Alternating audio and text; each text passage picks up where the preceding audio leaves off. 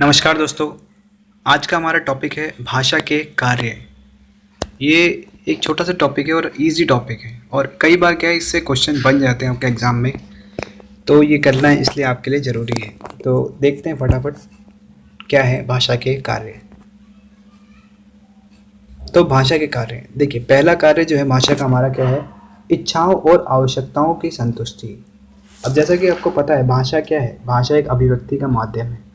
आपको पता है भाषा क्या है, अभिव्यक्ति का माध्यम। कोई भी चीज़ हमें बतानी होती है तो अभिव्यक्ति हम किससे करते हैं, भाषा के द्वारा ही तो करते हैं। तो हमारी क्या इच्छा है, हमारी क्या आवश्यकता है, हम किसी को बताना चाहते हैं तो कैसे बताएंगे, भाषा के माध्यम से ही तो हम बोल कर बताएंगे हमारी क्या इच्छा है। जैसे कोई बच्चा है, स्कूल में कुछ नहीं आ रहा उसको समझ में, तो वो पूछ सकता है इच्छा क्या है उसको, या कुछ खाना खाना है, लंच करना है, तो इच्छा है वो भाषा के द्वारा बोल के ही तो बताता है पेरेंट्स को, या स्कूल में कुछ भी है जो उसकी आवश्यकता है वो क्या करेगा, बोल के बताएगा। तो यहीं पे क्या है, भाषा का कार्य हो गया कि उसकी इच्छा और आवश्यकताओं की संतुष्टि होगी भाषा की। फिर देखिए दूसरा क्या है, ध्यान खींचने के लिए।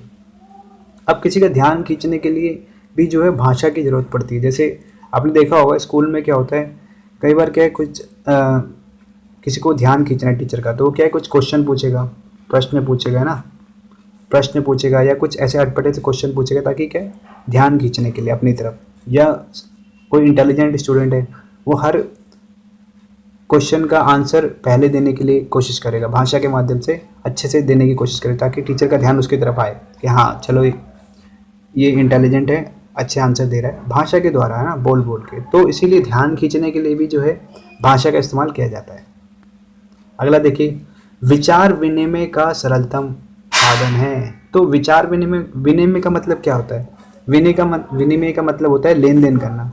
अब जब विचारों का लेन देन भी होगा, वो कैसे होगा, भाषा के माध्यम से तो होगा, चाहे वो बोल कर हो चाहे वो लिख कर हो।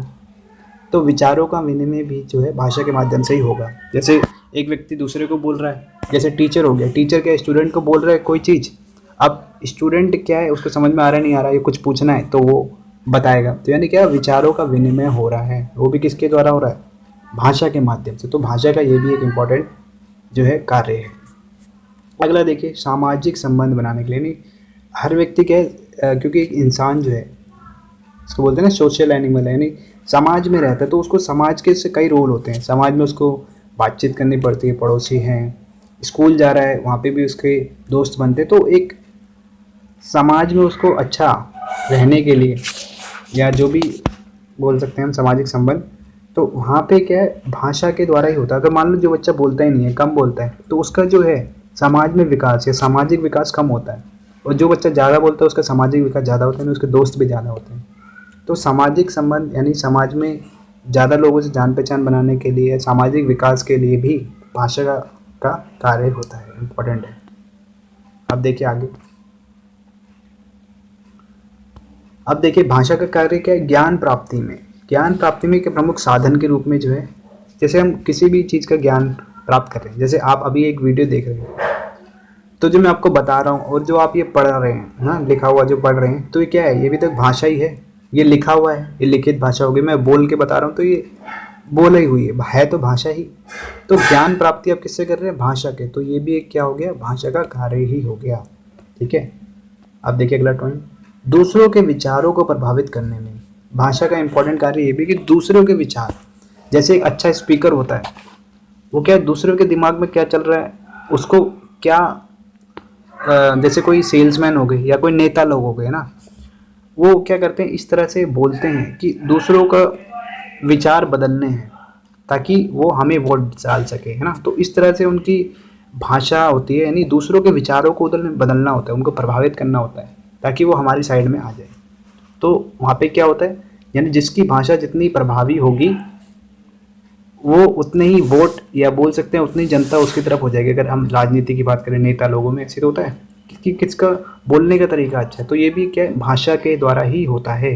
जिसकी भाषा ज़्यादा अच्छी होगी वो ज़्यादा लोगों को अपनी तरफ, वो ज़्यादा लोगों के विचारों को प्रभावित कर पाएगा। तो इस तरह से आप समझ सकते हैं। फिर बात करें साहित्य एवं कला का विकास करने में। साहित्य एवं कला का विकास करने में मतलब, जैसे कोई भी लेखक होते हैं या रचनाकार होते हैं, कहानी लिखता है, कोई साहित्यकार है, कवि है, वो भी अपने रचना करने में क्या करेगा, भाषा का ही तो इस्तेमाल करता है, लिखित भाषा का। अगर मान लो भाषा ही नहीं होती तो वो रचना कैसे करते। तो अपनी साहित्य, अपनी कला, किसी का भी विकास करना है उनको, तो उसके लिए भी जो है भाषा की उनको ज़रूरत पड़ती है। तो ये भी एक भाषा का कार्य है।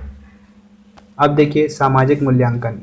सामाजिक मूल्यांकन क्या है कि भाषा के द्वारा ही हमें पता चल जाता है कि हम यह किसी का मूल्यांकन करते हैं समाज में। जैसे कि कोई जब वो बात करता है वो किस तरह की भाषा बोल रहा है। जैसे कोई अच्छे से बात कर रहा है तो हम सोचते हैं कि हाँ भाई, समाज में मूल्यांकन उसका होता है कि हाँ ये अच्छा बालक है। और कोई बदतमीजी से बात कर रहा है, गाली दे रहा है, तो उसको क्या समझा जाता है कि ये इसकी संगत खराब है, या उसका मूल्यांकन कर लेते हैं लोग समाज में, है ना, कि किसके द्वारा हो रहा है। लेकिन ये भाषा के माध्यम, यानी उसकी जो किस तरह से बोल रहा है उसके द्वारा जो है उसका मूल्यांकन हो गया समाज में। तो ये भी एक क्या हुआ, भाषा का एक महत्वपूर्ण कार्य हो गया। तो इस तरह से हमारे जो है भाषा के कार्य थे, कुछ इजी टॉपिक था, उससे क्वेश्चन बनते हैं। आशा है वीडियो पसंद आया होगा। अगर वीडियो पसंद आया है तो वीडियो को लाइक करना और चैनल को सब्सक्राइब करना। और वीडियो को देखने के लिए बहुत बहुत धन्यवाद।